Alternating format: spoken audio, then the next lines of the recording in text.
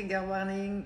Ça fait un moment que je voulais faire cette vidéo et je profite du fait qu'on est en train de enfin lever le silence sur l'horreur qui s'est déroulée au niveau des procès des viols de Mazan. Rien que de le dire, ça m'horrifie en fait, tout simplement. Pour vous parler d'une ou deux choses que je serais très reconnaissante de toutes les personnes qui partagent cette vidéo pour que le message sorte, puisque il est venu malheureusement à mon attention que toute une série de choses ne sont pas bien comprises, y compris cette notion du consentement. Il y a toute une série de cas où beaucoup d'entre vous n'ont pas l'air de comprendre que la personne n'est pas consentante, d'accord ? Nous avons bien sûr dans ce cas-là la soumission chimique, mais il y a également lorsqu'une personne est même légèrement en état d'ébriété, d'accord ?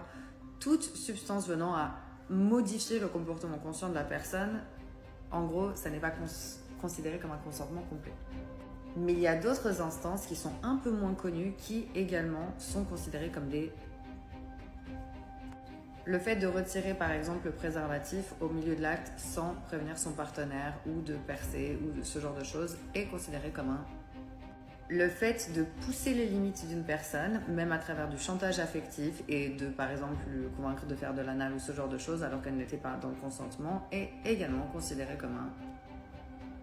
Le fait d'insister encore et encore et encore et encore pour que la personne cède, ça n'est pas... En gros, quand c'est pas un hell yes, c'est un non.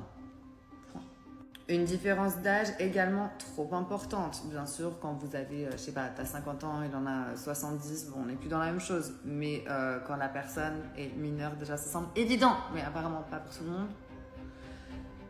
Mais même quand la personne est jeune, par exemple, on va prendre, je sais pas, une demoiselle de 19 ans, 20 ans, avec quelqu'un de 40 et quelques. Ce qu'il faut comprendre, en fait, c'est que la notion de consentement, malheureusement, elle n'est pas floue.